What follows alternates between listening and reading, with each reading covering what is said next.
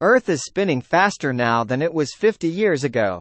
Ever feel like there's just not enough time in the day? Turns out, you might be onto something. Earth is rotating faster than it has in the last half-century, resulting in our days being ever so slightly shorter than we're used to. And while it's an infinitesimally small difference, it's become a big headache for physicists, computer programmers and even stockbrokers. Why Earth rotates. Our solar system formed about 4.5 billion years ago, when a dense cloud of interstellar dust and gas collapsed in on itself and began to spin. There are vestiges of this original movement in our planet's current rotation, thanks to angular momentum, essentially, the tendency of the body that's rotating, to carry on rotating until something actively tries to stop it, explains Peter Whibberley, a senior research scientist at the UK's National Physical Laboratory. Thanks to that angular momentum, our planet has been spinning for billions of years and we experience night and day. But it hasn't always spun at the same rate. Hundreds of millions of years ago, Earth made about 420 rotations in the time it took to orbit the Sun. We can see evidence of how each year was jam-packed with extra days by examining the growth lines on fossil corals.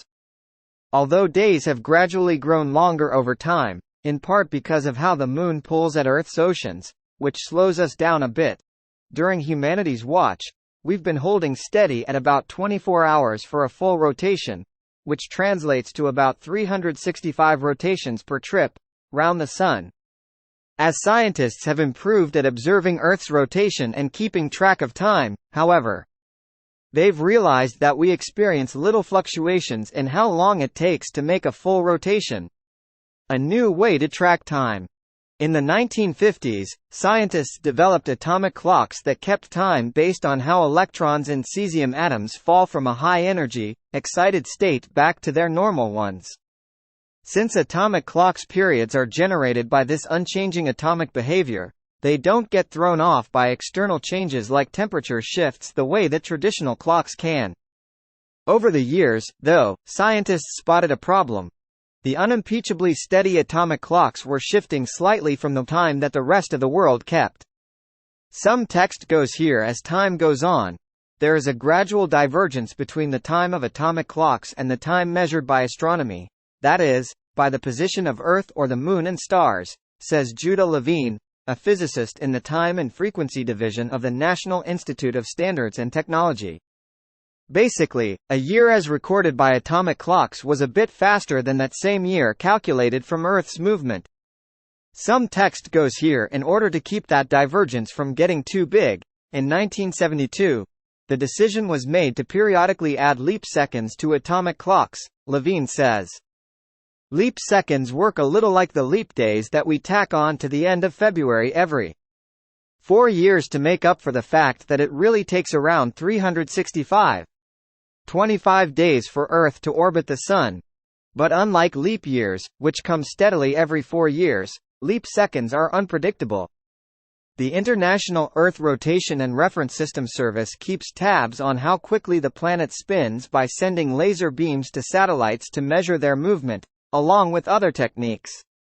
When the time plotted by Earth's movement approaches 1 second out of sync with the time measured by atomic clocks, scientists around the world coordinate to stop atomic clocks for exactly 1 second, at 11 hours 59 minutes and 59 seconds p.m. on June 30 or December 31, to allow astronomical clocks to catch up. Voila, a leap second. Unexpected change. Since the first leap second was added in 1972, scientists have added leap seconds every few years.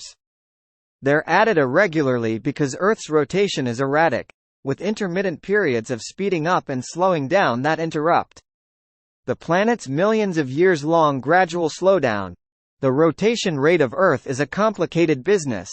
It has to do with exchange of angular momentum between Earth and the atmosphere and the effects of the ocean and the effect of the Moon, Levine says. You're not able to predict what's going to happen very far in the future. But in the past decade or so, Earth's rotational slowdown has, well, slowed down. There hasn't been a leap second added since 2016, and our planet is currently spinning faster than it has in half a century. Scientists aren't sure why. This lack of the need for leap seconds was not predicted. The trouble with leap seconds. Depending on how much Earth's rotation speed up and how long that trend continues, scientists might have to take action. There is this concern at the moment that if Earth's rotation rate increases further that we might need to have what's called a negative leap second. In other words, instead of inserting an extra second to allow Earth to catch up, we have to take out a second from the atomic timescale to bring it back into state with Earth. But a negative leap second would present scientists with a whole new set of challenges. There's never been a negative leap second before, and the concern is that software that would have to handle that has never been tested operationally before, Whibberley adds. Whether a regular leap second or a negative leap second is called for. In fact, these tiny changes can be a massive headache for industries ranging from telecommunications to navigation systems. That's because leap seconds meddle with time in a way that computers aren't prepared to handle. The primary backbone of the Internet is that time is continuous, Levine says. When there's not a steady, continuous feed of information, things fall apart. Thanks for watching.